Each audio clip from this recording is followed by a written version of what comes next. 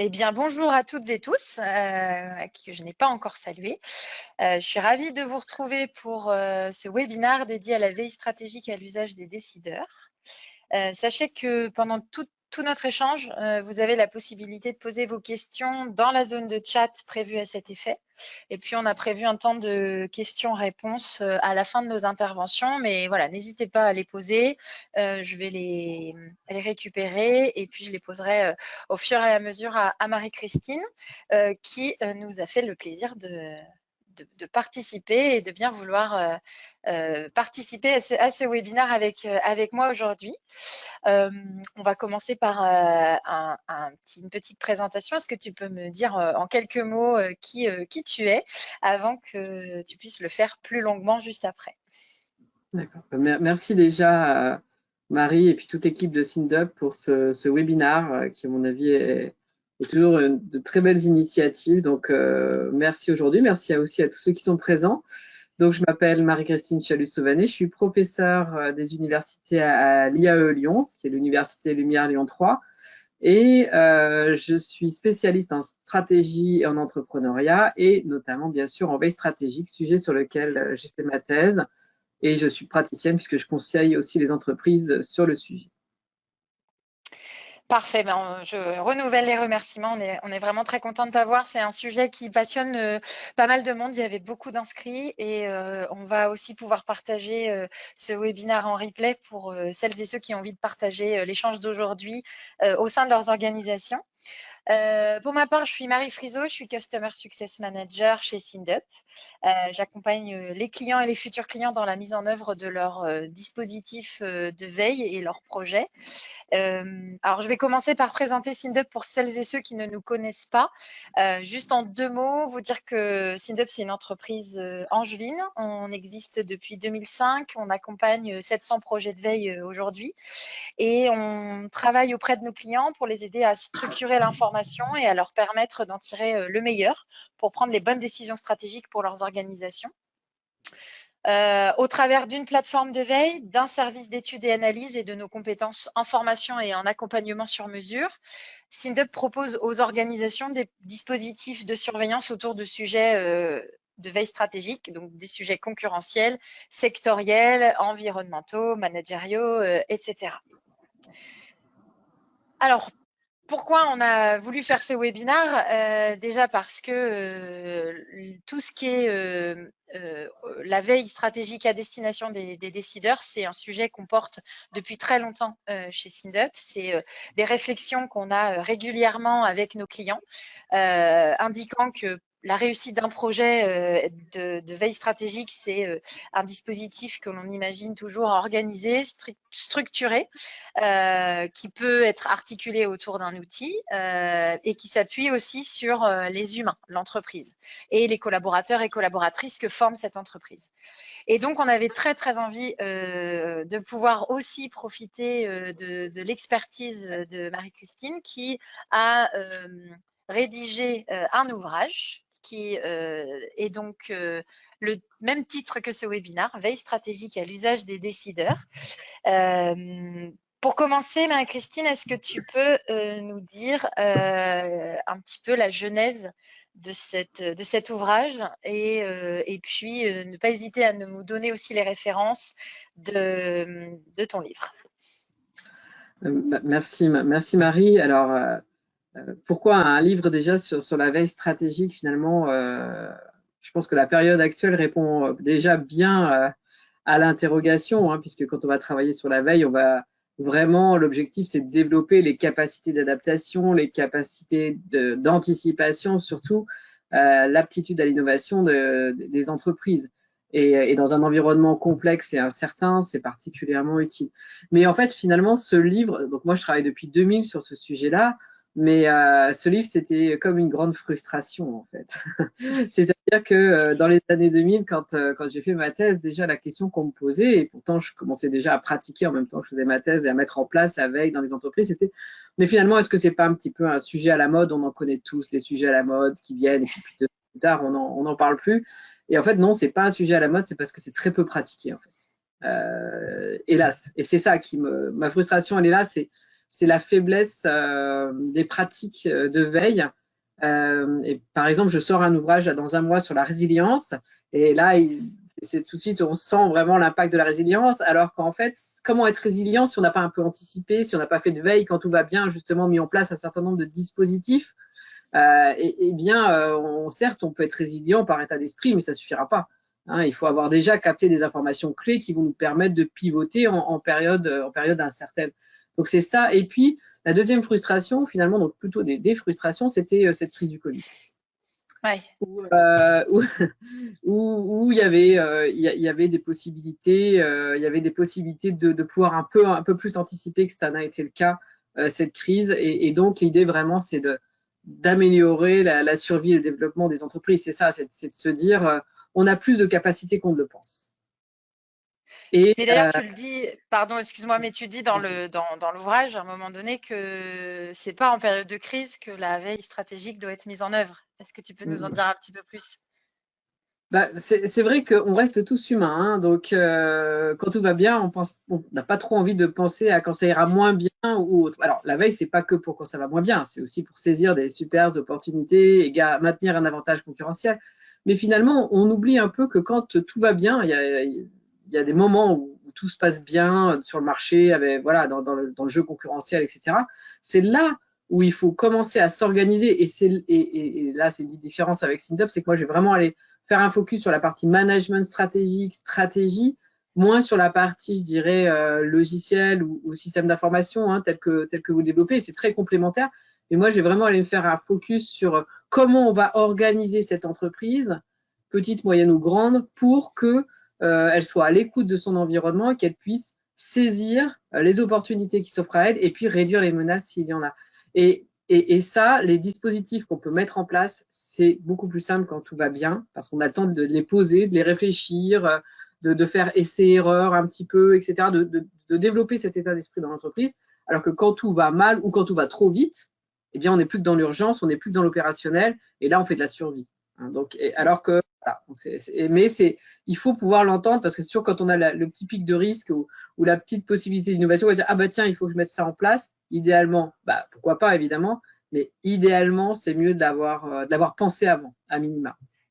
Et du coup, c'est là aussi quelque chose que tu développes dans l'ouvrage, c'est finalement la veille stratégique, c'est à penser dès le démarrage d'un entrepreneuriat finalement.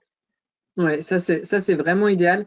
Alors c'est vrai que je travaille aussi donc sur tout ce qui est entrepreneuriat et on a un peu étudié des entreprises en phase de création, pas encore créées.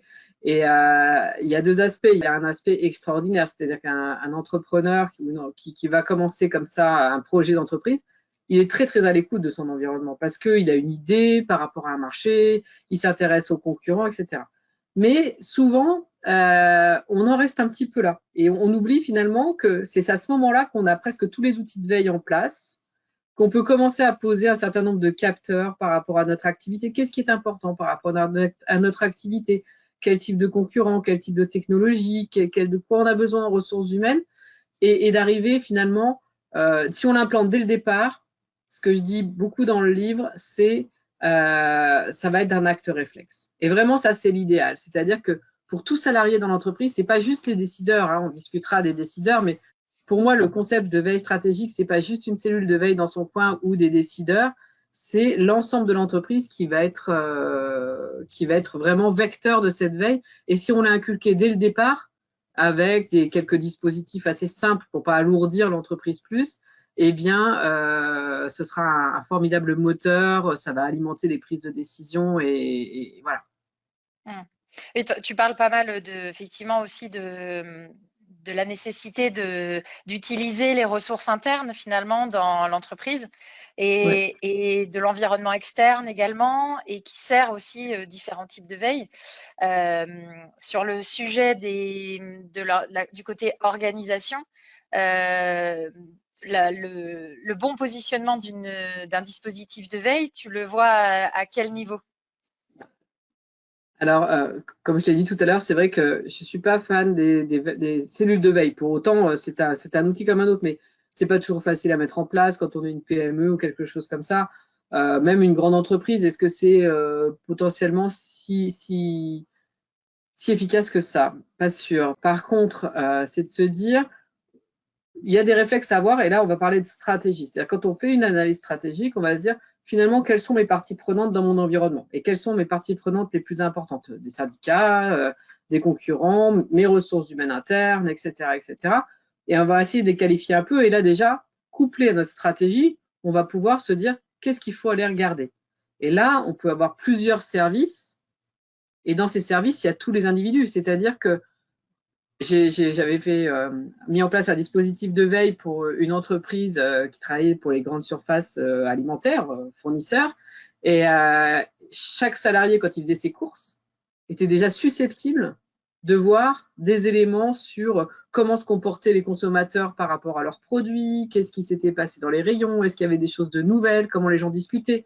Et ça, il ne faut pas le perdre. C'est-à-dire que je trouve que moi, la richesse, elle est de pouvoir s'appuyer sur tous les acteurs de l'entreprise pour faire cette veille. Après, pour ça, c'est là où le management arrive. C'est-à-dire qu'il y a deux éléments là-dedans. C'est pour faire de la veille, il vaut mieux, c'est pas il vaut mieux, c'est il faut que la direction générale, elle ait envie de faire de la veille et elle le dise.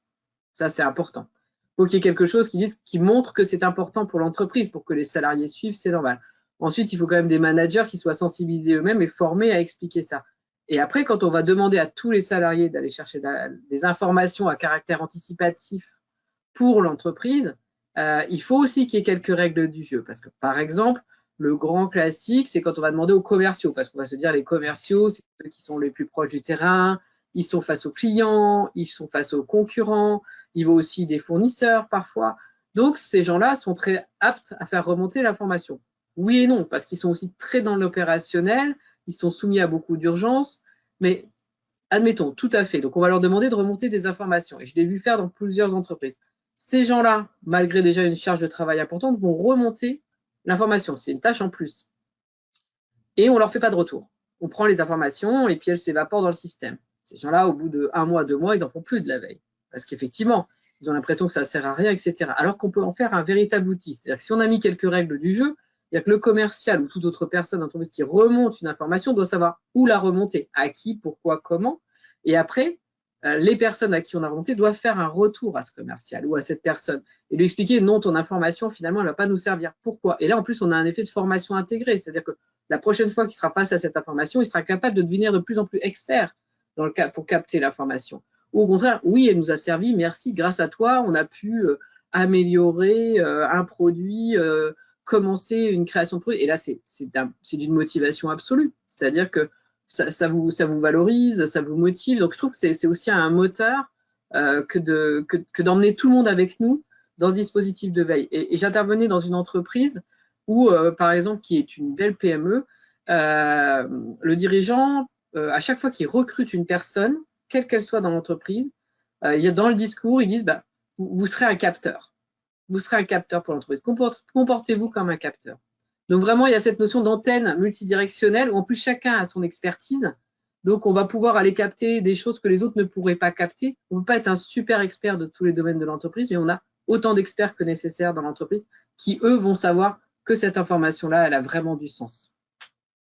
Ouais, alors pour les gens qui n'ont pas encore lu l'ouvrage de Marie-Christine, vraiment, je vous invite à vous le procurer parce que il est riche de théories et également de cas pratiques. Et il y a pas mal de choses que tu as dit qui sont bien détaillées dans l'ouvrage.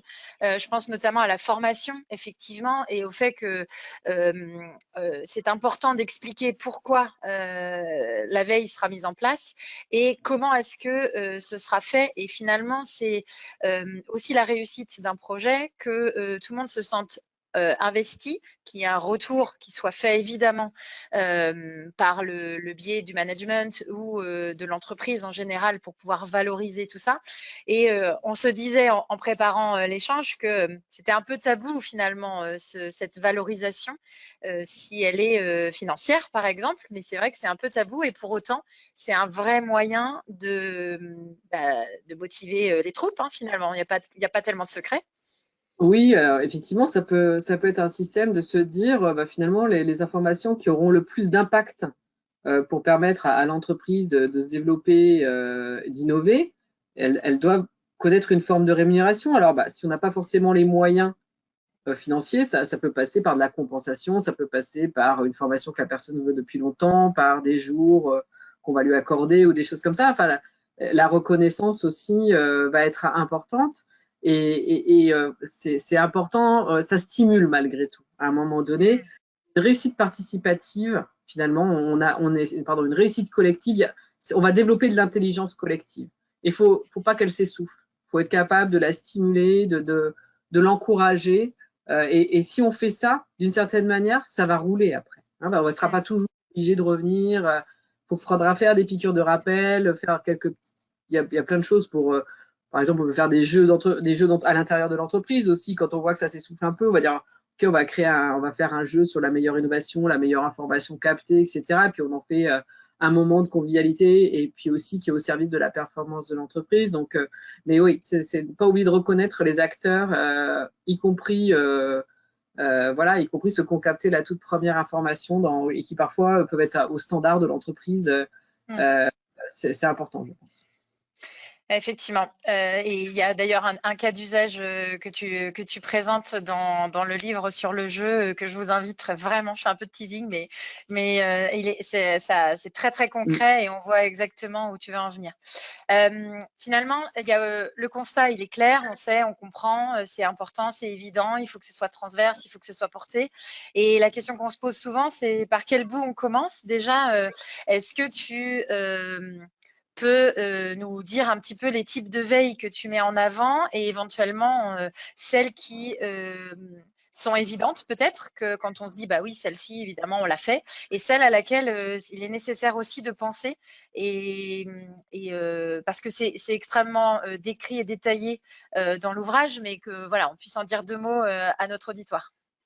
Alors, tu as raison de me faire repréciser ça parce que quand on parle de veille stratégique, finalement, c'est comme un grand chapeau qui va englober plein de choses. Et sur le coup, d'ailleurs, veille stratégique, c'est vrai que les gens, même sur la définition même, c'est pas toujours évident pour eux de pouvoir le définir et de se dire mais qu'est-ce que c'est finalement ça. Alors que quand on va commencer à parler de veille technologique, veille concurrentielle, etc., finalement, on parle de veille stratégique parce on remet la stratégie au cœur de la veille, comme la veille va alimenter la décision de l'entreprise et notamment la décision stratégique. Mais pour pouvoir l'alimenter, en fait, elle va avoir plusieurs types on va activer plusieurs types de veille. Alors, les plus classiques, c'est évidemment, on va avoir la veille technologique, celle par laquelle on va voir arriver la rupture, donc le produit de substitution qui risque, que nous, on va peut-être mettre sur le marché et qui va justement faire que on n'est pas, je vais digresser 2 minutes, mais souvent dans les stratégies d'entreprise, on va avoir l'entreprise qui est passive,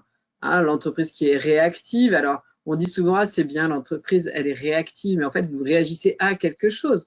Donc, quelque part, mais l'idéal, le Saint Graal, c'est le proactif, c'est-à-dire, je vais créer le changement. C'est moi, et donc, si je crée le changement, à ce moment-là, je maintiens un avantage concurrentiel suffisamment longtemps pour réinvestir, recréer un autre changement, etc., et maintenir finalement une position dynamique sur mon marché. Donc, la veille technologique, c'est une veille qui est un peu plus quand même affaire de spécialistes, ça on va pas se mentir, parce que là, elle nécessite des expertises un peu pointues parfois, et voilà. Donc celle-là, elle est plus spécialisée, mais pour autant, on peut l'ouvrir quand même. Et puis après, on a la veille sur les concurrents, la veille concurrentielle, où on va effectivement aller regarder nos concurrents. Alors, ce qu'on constate souvent, c'est que les entreprises connaissent assez bien leurs concurrents, mais elles restent un peu stabilisées sur leurs grands concurrents classiques en se disant oui, de toute manière, je les connais, etc. Et en fait, elles ne voient pas graviter tout un tas de petites entreprises qui, parfois, peuvent devenir, même si elles ne sont pas tout à fait sur notre marché, mais elles ont toutes les caractéristiques pour aller faire une stratégie offensive sur notre marché. Et il faut peut-être mettre une pointe de veille dessus pour se dire, voilà, s'ils commencent à bouger un petit peu, je vais les voir bouger, au moins je pourrais anticiper le fait qu'ils vont arriver sur mon marché. On a bien sûr, alors une veille que j'ai développée qui n'était pas du tout développée dans les pratiques, c'était la veille sur les ressources humaines. Il y a plusieurs éléments là-dedans, c'est de se dire et interne et externe. En interne, c'est d'être capable de détecter des mouvements sociaux, par exemple, et de les normalement, quand ça gronde dans l'entreprise, on peut s'en rendre compte, et on peut désamorcer parfois. Donc, il y a cette notion-là. aussi en interne, d'être capable de faire remonter les meilleures idées des salariés et qu'il y ait vraiment cette communication, puisque la veille, c'est un système d'information. Donc, faire que l'information, elle soit fluide dans l'entreprise, que les gens n'aient pas peur de remonter de l'information. Et puis, cette veille externe sur les ressources humaines, ou être capable de capter les meilleurs talents. Et on le voit bien aujourd'hui, moi, je dis souvent que l'humain, c'est la ressource rare. Hein. On peut copier un produit en faisant une veille, on peut faire plein de choses, mais vous ne pouvez pas copier un individu, enfin, pour l'instant en tout cas, vous ne pouvez pas copier un individu et son talent et sa créativité, sa capacité à répondre aux clients. Regardez les services avant-vente dont on parle assez peu, c'est des services clés pour tout ce qui est B2B, etc. Voilà, donc être capable d'aller anticiper. Et j'ai vu par exemple des entreprises qui, pour être sûres de capter les talents au bon moment, vont directement dans des écoles spécialisées, faire des cours. Comme ça, ils font connaître leur marque au passage, ils commencent à prendre des contacts. Et puis après, voilà, quand l'étudiant devient un jeune actif, il aura le réflexe, si ça s'est bien passé, d'aller vers cette entreprise. Et puis après, bien sûr, il y a des veilles, bien sûr, la veille commerciale, la veille sur les marchés, sur les produits, comment mon consommateur évolue. Et on le voit bien, aujourd'hui, on est un peu à un carrefour. Les consommateurs évoluent beaucoup. Hein, on a du développement durable, on a des changements de comportement qui sont vraiment, on est sur une lame de fond un petit peu là, vraiment en termes de changement. Et il va falloir que les entreprises s'adaptent. Hein. On a dit qu'il fallait qu'elles prennent le virage technologique, il va falloir qu'elles prennent le virage écologique, plus tout ce qu'on a autour de nous.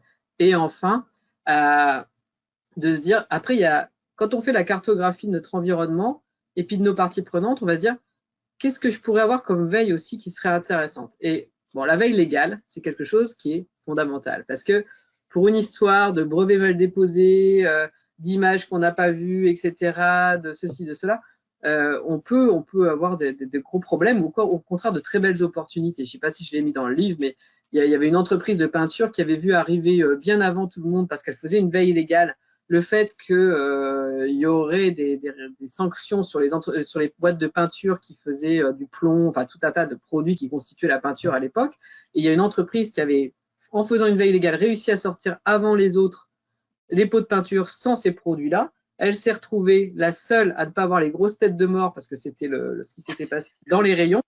Alors, pour le professionnel, ça n'a pas forcément changé grand-chose, mais elle est devenue leader sur les particuliers. D'autant qu'il y avait un changement au niveau de l'acteur, de l'acheteur qui était en grande surface de bricolage. C'est devenu majoritairement des femmes parce qu'il y avait une concomitance avec les 35 heures, etc. etc. Et donc, ils sont devenus leaders parce qu'ils ont fait une veille légale. Donc ça, par exemple, c'est très, très important, cette veille légale. Et ce que je dis dans le livre, c'est que c'est pas obligé d'être une grande entreprise avec un service juridique pour faire une veille légale. Hein. On peut mettre effectivement des rappels, des logiciels comme les vôtres peuvent être très, très, très utiles pour ça. Et puis, par exemple, une veille géographique, on peut ne pas y penser. Mais pareil, le cas dont on discutait pour préparer ce webinaire, c'est on pense à la veille géopolitique, et Dieu sait qu'elle est importante en ce moment. Mais par exemple, la veille géographique, une entreprise qui avait des produits très très sensibles à l'humidité s'est implantée dans une zone humide sans avoir fait ce préalable de faire une veille globale sur l'endroit où elle voulait s'implanter. Donc elle avait regardé effectivement les voies d'accès, ceci, cela, mais elle n'avait pas vu l'humidité de la zone et ils ont dû déménager parce que ce n'était pas possible, même avec beaucoup de technologie. Et de se dire, dernier point après, c'est la synergie entre les veilles. C'est-à-dire qu'en fait, quand je vois dans mon environnement une technologie émerger, par exemple, ça va entraîner toutes les autres. C'est-à-dire qu'en fait, la veille, on l'a fait par ses spécificités, mais à la fin, elle devient globale. C'est-à-dire que, OK, il y a une nouvelle technologie qui arrive dans mon environnement, qu'est-ce qui va se passer? Est-ce que d'abord, moi, je vais être en capacité de la capter? Pour ça, il faut que j'ai des hommes et des femmes en capacité de s'approprier cette technologie et d'utiliser. Donc, on va retrouver la veille sur les ressources humaines. Mes concurrents, qu'est-ce qu'ils font? Est-ce qu'ils l'ont eu avant moi? Est-ce que moi, je vais l'avoir avant eux? Est-ce que dans leurs ressources humaines et leur organisation, ils sont capables d'appréhender cette technologie? Mon consommateur, veille marché, veille produit, est-ce que ça va vraiment lui convenir ou pas? Donc, en fait, on va faire des veilles spécifiques et puis après, on va raisonner global. Oui, donc veille stratégique et tous ces types de veilles à l'intérieur qui forment ce grand chapeau que tu évoquais. Ok. Il y avait un autre point que je voulais aborder avec toi et il y a plein de choses qu'on a dit et qu'on avait déjà en préparant ce webinaire mis en exergue, mais c'est aussi finalement par quelle bouche commence. C'est-à-dire que, encore une fois, on a fait le constat, on a compris ce qu'était la veille stratégique, mais du coup, dans le livre, tu donnes aussi quelques pistes pour que les gens fassent un autodiagnostic. Et j'avais envie qu'on puisse en parler un petit peu parce que c'est une première étape qui après peut arriver sur un audit plus complet. Il y a différents types d'audits et voilà, je voudrais qu'on puisse parler aussi de cet aspect-là, de par quelle bouche je commence quand maintenant que je suis au clair dans mon entreprise, je sais, j'ai compris, j'ai vu, me suis équipée enfin, je suis structurée en interne dans ma tête, mais comment est-ce que je démarre et comment je fais pour me lancer, quoi. Alors, ça dépend aussi si on est petit ou grand, mais pour le diagnostic, ça, c'est indépendant, tout le monde peut le faire. En fait, c'est vrai que dans le livre, j'ai fait comme un autodiagnostic où on peut soi-même se coter pour se dire, bah là, où j'en suis de la veille concurrentielle, mais aussi où j'en suis de démultiplier ma stratégie, est-ce que la veille est dans mon organigramme. Donc, il y a un certain nombre de points que j'ai mis qui va vous permettre d'avoir une note entre 0 et 5 et de vous dire, grâce à ça, je vais me dire, ah oui, mais en fait, c'est là, et je peux la faire passer à mes collaborateurs aussi pour vérifier qu'on est en phase ou est-ce que justement on est convergent, divergent. Et là, je vais pouvoir justement détecter des endroits où je suis quand même relativement faible. Et là, il y a plusieurs solutions. C'est-à-dire que on peut ce que je préconise le plus souvent, c'est de faire un groupe de projet, des groupes de travail, parce qu'il y a cette notion de participatif spécifique sur la veille. Alors, on revient sur l'idée qu'il faut quand même avant avoir expliqué aux gens ce que c'était que la veille, avoir fait un petit peu, au moins une grande réunion ou un peu d'informations sur le sujet pour qu'on ne soit pas déconnecté. On fait l'autodiagnostic de veille et après on va se rendre compte que finalement peut-être que sur tel type de veille ou sur un aspect de démultiplication de la stratégie, on est quand même relativement faible et qu'il y a une marge de manœuvre. Et là, on va mettre un certain nombre de personnes clés dans l'entreprise pour travailler sur ce sujet-là. Et en 2-3 mois, je suis vraiment pour le participatif. En 2-3 mois, on va voir émerger des idées pour mieux s'organiser, aller faire une veille un peu plus fine là-dessus. Mais ça va être qu'on soit petite. Souvent, une petite entreprise va dire ah, mais moi, je peux pas. Mais si on l'a fait, nous, par exemple, sur une entreprise de 6-7 personnes, je peux citer un autre logiciel, mais il y a plein de petits logiciels gratuits, par exemple, on va dire OK, on veut relancer des nouvelles gammes. On imagine que la gamme femme, par exemple, est une gamme qu'on pourrait sortir à court terme. Et là, on peut mettre un petit logiciel comme Trello, tu sais, on va mettre. Là, on va mettre. Tu dis dans le livre, hein, de toute façon. Ouais, dit, ouais. C'est parce que je l'ai fait, tu vois, c'est des logiciels gratuits. Et puis là, tu vas spécifier effectivement les sujets clés que tu as vus, dont tu avais besoin. Et chaque salarié, dès qu'il va voir quelque chose, il prend une photo, il prend une note et il met dans le thème qu'on a mis. Et il y a un référent. Il y a cette notion de référent qui va être important, qui peut changer. Hein. À ce moment-là, on va dire sur cette veille-là, il y a un référent. C'est lui qui récupère l'information, qui la rediffuse s'il faut, qui la fait passer. Et pour les grands groupes, c'est pareil en fait. J'ai mis aussi la veille en place dans des grands groupes avec plusieurs sites de production ou autres sur la France et ailleurs. Et en fait, tu peux aussi dire ce site de production, c'est le site de production référent sur ce sujet-là. Donc, tous les autres sites envoient leurs informations à ce site qui est là pour tester, vérifier, etc. À partir du moment où il trouve qu'il y a quelque chose d'important et d'intéressant, il va aller lui-même former les autres sites. Et donc, si tu as 5-6 sites de production, tu as 5-6 références sur tes sujets clés. Vraiment, l'idée, c'est l'agilité, la rigueur aussi, le professionnalisme, état d'esprit aussi. On l'aura, mais c'est important d'avoir un état d'esprit quand on fait de la veille aussi.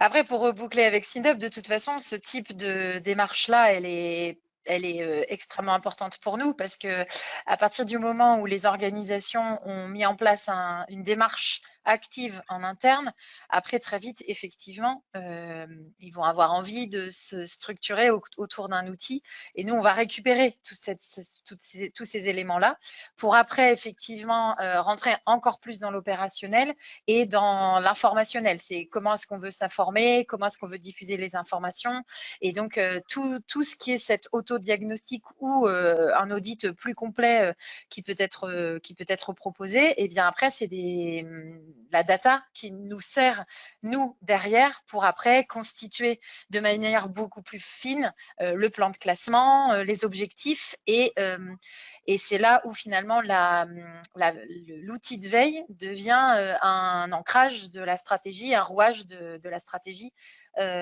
globale de l'entreprise. Et qu'après, on peut confirmer qu'on se sert bien d'un outil qui sert à la stratégie globalement. Et c'est vraiment ça ce qui est essentiel. Et c'est pour ça que ce travail-là, parfois, on invite les clients à le faire et à se poser. Et je trouve que les ressources que tu mets dans l'ouvrage sont précieuses parce que c'est des choses voilà, qui donnent déjà une bonne manière de voir.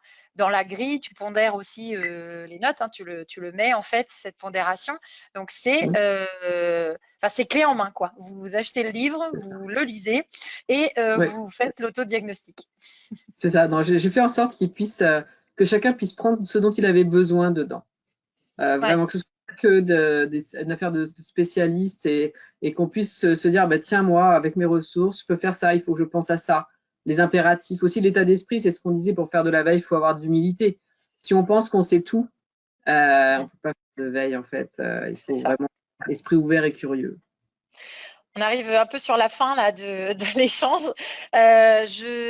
J'avais envie que tu reviennes sur les enseignements clés. Ça fait aussi partie, alors sans spoiler tous les gens qui vont avoir envie de lire le livre, mais c'est aussi la conclusion de l'ouvrage, c'est de mettre un petit peu en avant la manière dont toi tu vois les choses et les points clés, enfin les clés d'ailleurs d'un bon dispositif.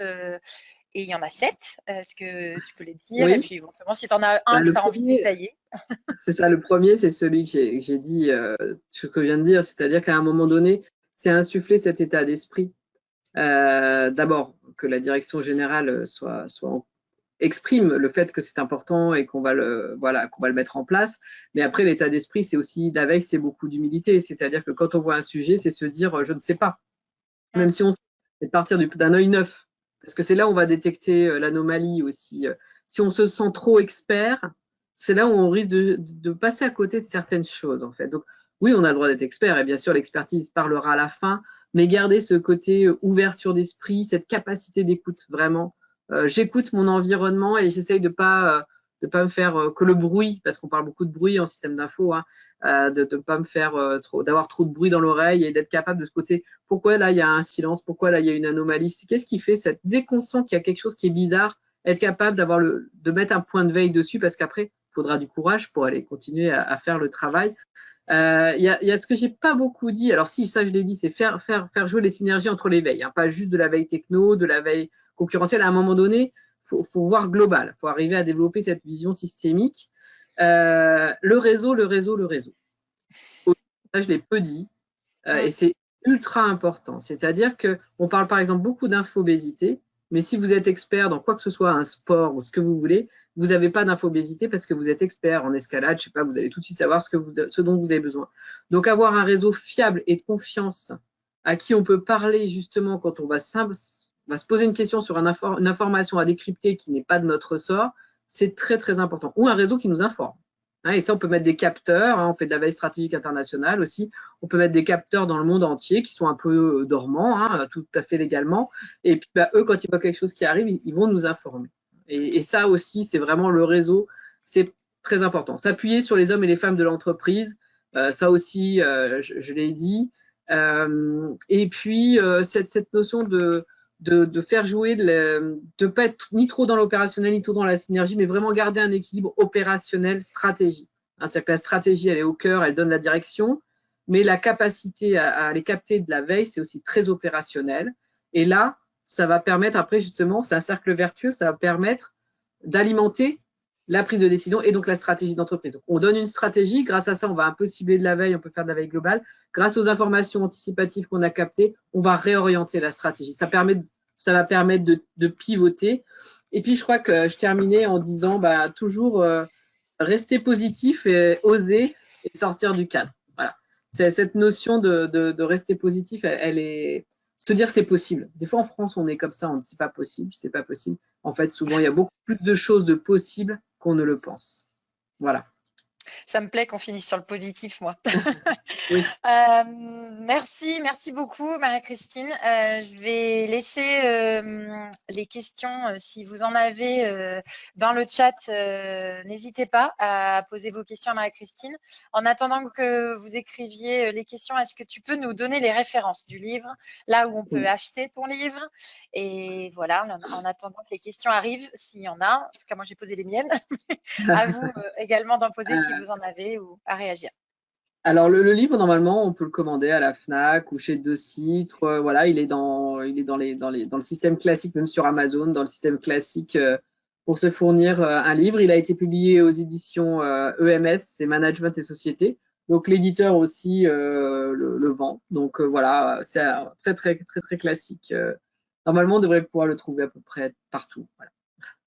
Ok, eh ben super. Écoutez, il n'y a pas plus de questions que ça. Je pense que nous avons été clairs. On avait surtout très envie que ça vous donne un éclairage particulier. Et puis, j'avais surtout très envie que ça vous donne envie de lire cet ouvrage. Donc, vraiment, je vous le conseille. Si vous avez des questions, s'il y a des choses dans ce qu'on s'est dit qui vous ont fait réagir, avec lesquelles vous auriez envie d'échanger avec Marie-Christine et avec moi, vous n'hésitez pas. Bien Mes sûr. coordonnées s'affichent. Vous avez également les coordonnées sur le site web sur lequel vous êtes inscrit. Il y a les mails que vous a envoyés pour vous inscrire à ce webinaire. Donc, vraiment, je pense que vous trouverez le moyen de nous contacter. Donc, n'hésitez pas. On est vraiment à votre disposition pour échanger. Il me reste à vous remercier toutes et tous d'être venus, d'avoir écouté activement notre échange et puis évidemment de te remercier encore infiniment Marie-Christine pour cet échange et ce moment passé avec toi. Bah, merci à vous. Puis je dois dire que aussi SINDUP, bah, moi je fais des cours de veille stratégique et les étudiants font des cas pratiques réels en veille stratégique. Et que SINDUP, c'est notre partenaire et qu'il met à disposition son logiciel auprès de nos étudiants. Et je trouve que c'est une très belle initiative. C'est aussi pour ça que, entre autres, qu'on a une si belle collaboration. Merci beaucoup. Très bon Merci. Au revoir. après-midi et puis à très bientôt.